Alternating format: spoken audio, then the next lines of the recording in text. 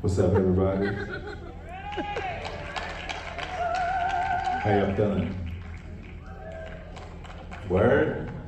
How y'all feeling? My name is Terrence Nance, and I directed what you just saw. Excuse me, there's a bit of a delay, so if I speak strangely, that's what it is. I'm gonna introduce a man who needs no introduction, Andre 3000.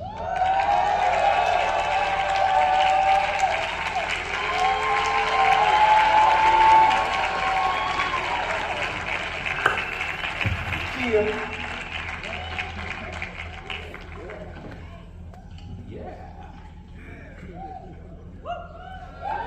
What's up, peoples?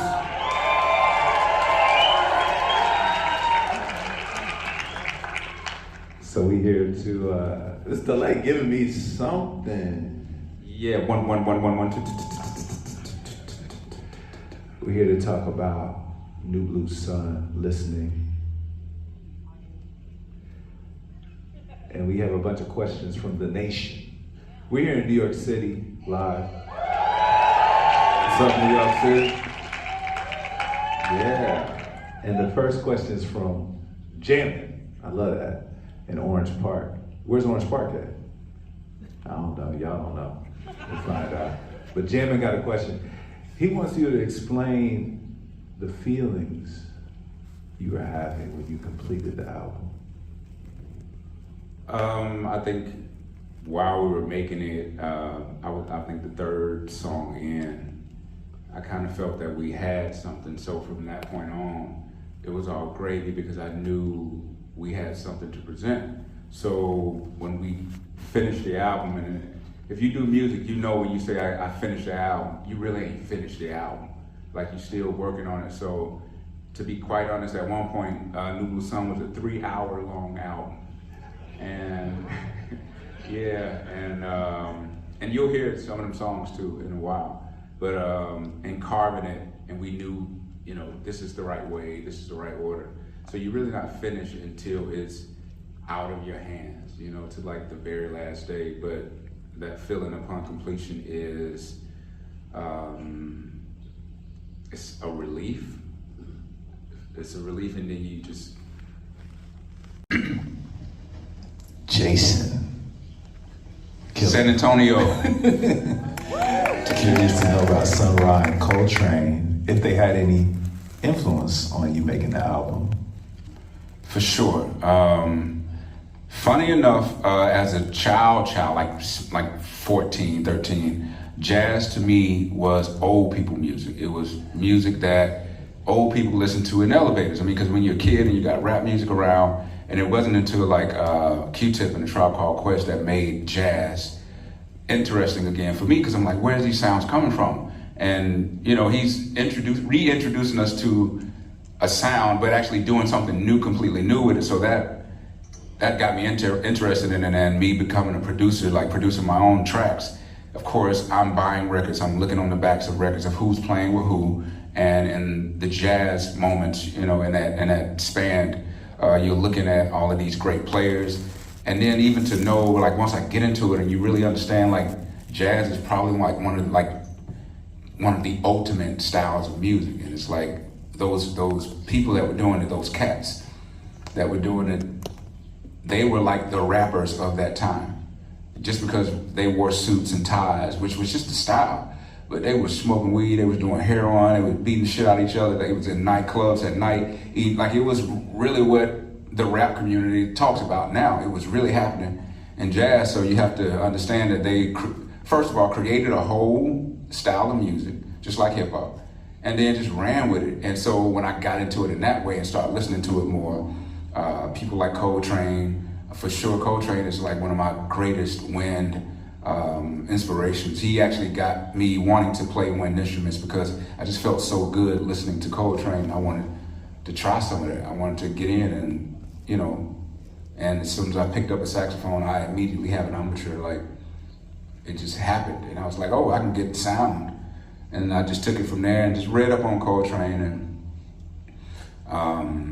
read the Coltrane, played clarinet first in elementary school, and then went on to play all these wind instruments. So that led me into stranger fields of jazz, you know, Sun Ra's, you know, and for me, I'm a huge George Clinton fan, so for me knowing that, whoa, there's some styles or interests like that were even precursors to probably Parliament. And I'm like, whoa, so Sun Ra never bit on it in a way.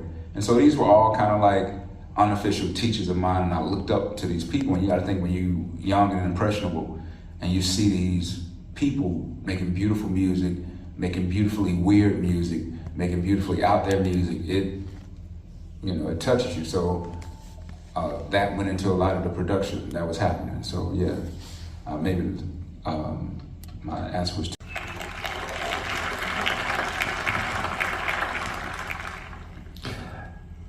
What are your intentions? Robin wants to know. She in Atlanta too.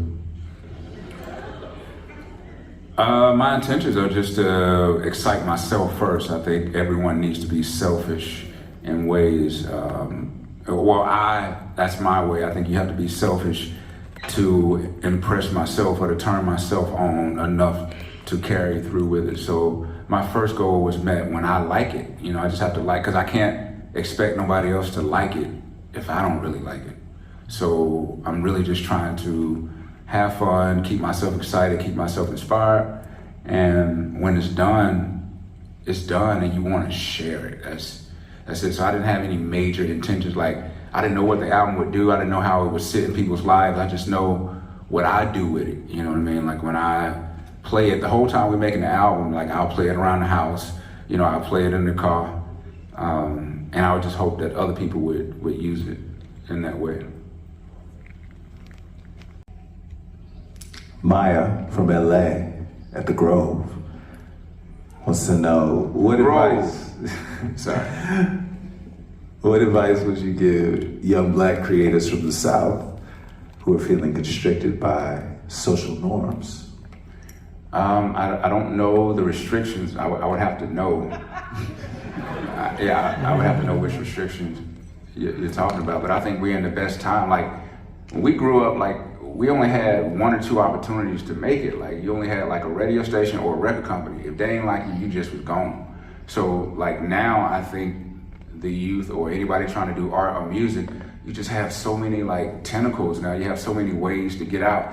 You can do something tonight, put it out tomorrow, and just be popping. So it's like we didn't have that opportunity. So I actually think those restrictions are, you just have way more opportunity. Way more. Like, at a click of a button, you could share a thing and people will hopefully like it. Even if back then, even if you had a demo, you only got it to the 10, 20 people you sold it to, you know? So I think the opportunity of technology now, is almost unstoppable to be dope. It's really kind of unstoppable because everyone has an artist. Like, there'd be an artist that sold out Madison Square that I've never even heard of. No, I mean, we in that time, it could be like my nephew, they were talking about some artist, I can't remember his name, but they were like, yeah, he be selling out, and I've never even heard of this dude. But that's how it is. Everybody has an audience. Back then, it was one gate, one door, one audience, you know? So yeah, you don't have to look at it in that way anymore. I just want to say this person's name, Kai Fizzle from Charlotte. Kai Fizzle, Key Fizzle? Key Fizzle. Key Fizzle. Did making the album heal you in any way? Yeah, I think getting up and doing something that you have intent for and accomplishing it does heal, you know? Like, even if it's on like a small scale, like the human body, like, you have to win. And when I say win, like, it could be small, like if you could be like, I'm gonna wash my car today. But you really have to do that, because if you do it, you don't win, and it tells your body, oh, we can win. But if you don't follow through on things, like overly losing just don't feel good, you know? So I think completing the album, it started a momentum that I'm very happy for, yeah. I want to hear a song called Overly Losing Just Don't Feel Good. That's a good one. Let's make it. Let's make it. Overly. And you take this experience out into New York City with you. Thank you all. Thank you for being here. Thanks to everybody who worked on the film who's here, everybody who worked on the album. Gratitude to all of you all. Thank you to IMAX for making this happen, supporting art. Yeah. Thank you. Love y'all too, man. Appreciate it. I really, really appreciate it. I appreciate it having someone to share things with. That's it. Yeah.